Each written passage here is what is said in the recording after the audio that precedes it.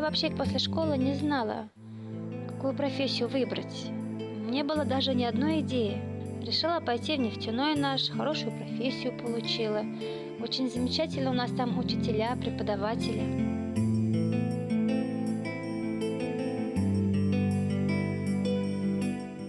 Работу нашла, билеты отрывать в кинотеатре. Вот она поработает 2 недели выходных. И пошла на Акбузат, там помогала девчатам, за лошадьми ухаживать, тянулась в это дело, но ей не нравились эти лошади. Здравствуйте. Это заказ. Здравствуйте. О, какой шикарный.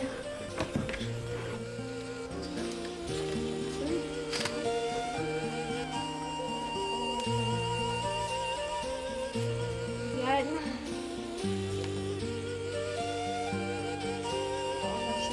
Здорово. Самое первое воспоминание — это когда «Поле чудес» шел, и там Якубович говорил, что можете написать письмо, это было на Новый год, и ваше желание исполнится. И вот я-то описать не умела, но я попыталась нарисовать лошадку. Ну, конечно, не получилось, но вот я думала, если нарисую, как бы, то отошлю, и, может быть, мне повезет, как бы он мне купит лошадку. Мечтала она, да, хочу лошадку. Но сначала она завела себе собачку, кошечку, кроликов. Вон он сидит, крольчонок. Овец потом купила. Мы уедем отдыхать, приезжаем, у нас тут овцы бегают во дворе. Ну, в кассе я уставала, морально как-то уставала. Потому что сидишь, а вот с лошадьми наоборот. С лошадьми там двигаешься, бегаешь, лошадь рядом. Вот, наверное, поэтому я решила все-таки связать жизнь с лошадьми. Родители немножко переживали, что я не справлюсь. Никогда они сами не держали лошадей, поэтому они не знали, как это вот. Ты сейчас возьмешь лошадь себе, да, с нуля и научишься вообще как-то с ней общаться, управлять. Да, уже приехала в Ишимбай и говорю, давайте купим лошадь. Ну, родители опять не согласились. Я их говорила на пони. Да, говорю, пони она маленькая, с ней не страшно. У нас такая хорошая, спокойная. Купили вот нашу пони Вера вот. Первая лошадка наша. И потом уже они посмотрели, что она такая милая, хорошая. Я им говорю еще, а мне же на ней кататься-то нельзя. Я же большая для нее, давайте купим большую лошадь. И получается, они согласились. Как раз мы вот приобрели мать Звездочкину и Звездочку как раз. Да, яблочки кушают.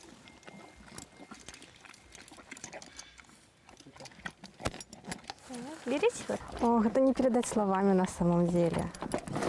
Как-то эмоциональное восхищение какое-то.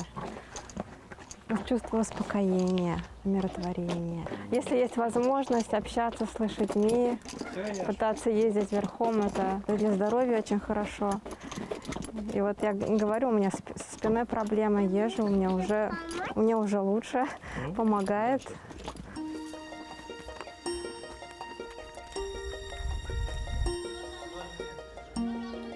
Первую профессию я выбрала случайно. Ну, профессия бухгалтер, программист-бухгалтер. А вот вторую профессию я уже получила как осознанно уже.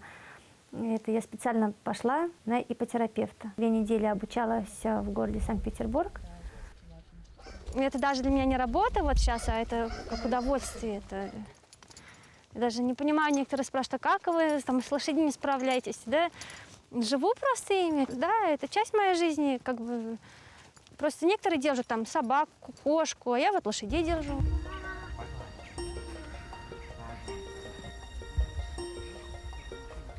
Ну, это генное, наверное. У нас прадед с маминой стороны донские казаки были. Дедушка, бабушка. Я знаю, у нас лошади у них были, коровы были. Лошади.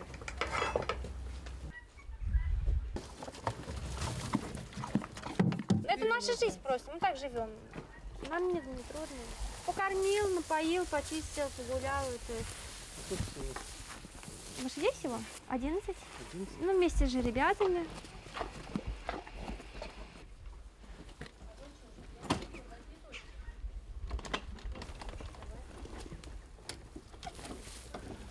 А чтобы научить лошадь чему-то, это надо с ней очень долго общаться. Не просто там сразу давай ложись, давай это, а надо с ней просто дружить сначала начать. А это сложно. Долго это, долго. Много времени надо. Просто не успеваешь сразу со всеми общаться. Как бы. И так целый день, иногда и ночью, там уже часов в 11 только домой заходишь, потому что с лошадью гуляла. Что, интересно, Донь? Все ему интересно. Он только прям вот всегда любит подойти, посмотреть, чтобы погладили, да. Мальчик-жеребец.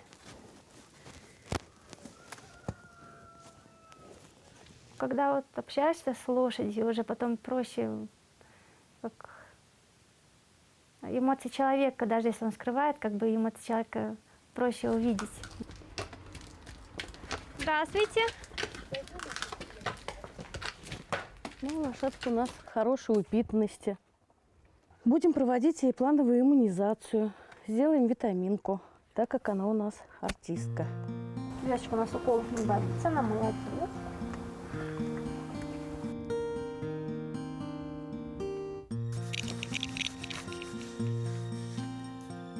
Молодец моя.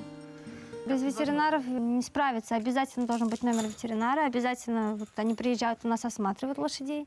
Лошади же они такие хрупкие существа. Содержание отличное, кормление отличное, лошадки упитанные.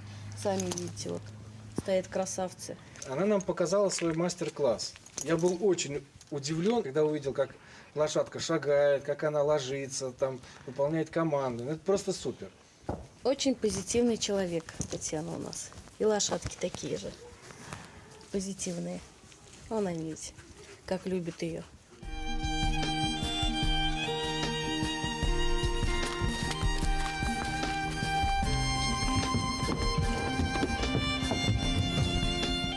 В нашей работе она привлекла и братьев своих. И они тоже вот сейчас работают уже на площади в Ишимбае. Можно сказать, это бизнес маленький, но приятный бизнес. В пределе все работают, ну, все мы довольны. Это же хорошо, когда дети работают. Сейчас работать-то трудно. Она сама все это закрутила, завертела, подключила вот наших вот ребят.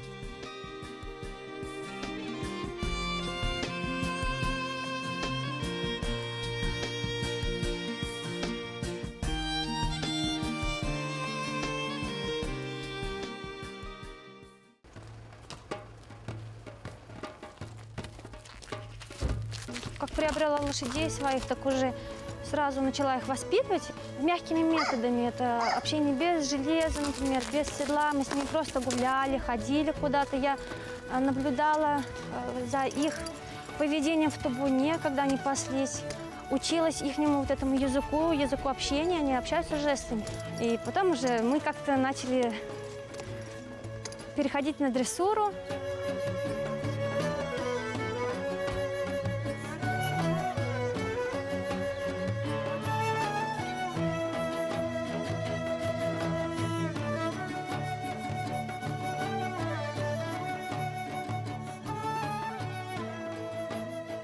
Я ее купила, когда ей было 1 месяц, вместе с мамой.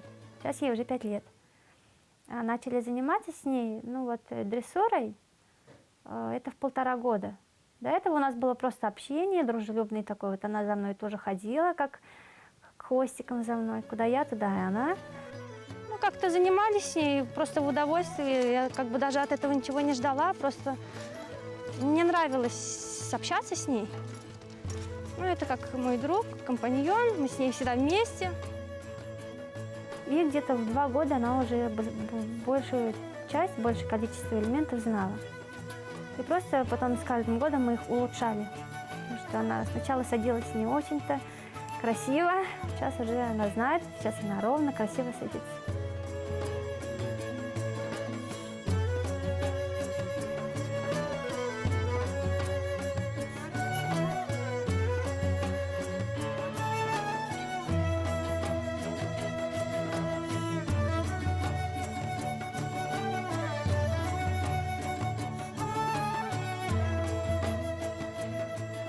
Трудности с дрессурой были в том, что очень мало литературы, мало специалистов, которые могут научить. У нас как бы в России вообще это не развито, это развито только за границей. Получается, я смотрела даже не обучение, а просто выступления известных дрессировщиков, смотрела и пыталась просто повторить. Пыталась уже сама учила лошадь по своей методике.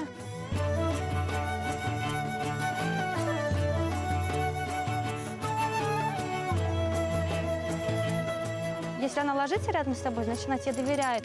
Просто так лошадь не ляжет рядом с человеком, незнакомым, потому что лошадь, когда лежит, она совсем беззащитна.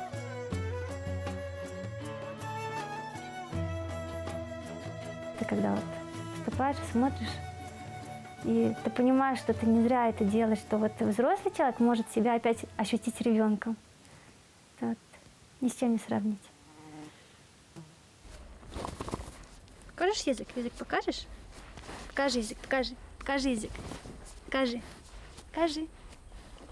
Ой, ты молодец. А палочку поднимешь? Дай палочку, дай. Возьми, возьми. Возьми. Ай, браво. Возьми еще раз. Возьми. Дай. Возьми. Браво моя, браво. Она мне доверяет, если я скажу, что жди, а будет ждать. Молодец. Я у нее как вожак. Но, конечно, все равно нужно и самой как бы тоже всегда быть уверенной. У лошади вот это передается уверенность от человека. Если будешь не уверен, она сразу почувствует, и это тоже опасно.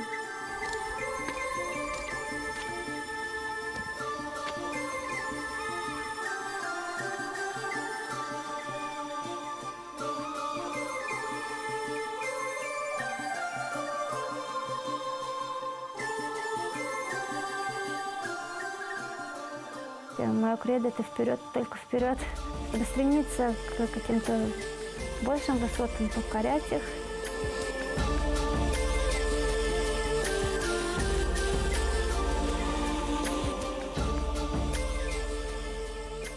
Меня все устраивает.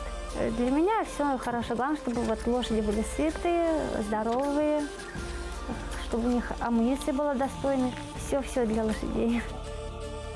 Я счастлива.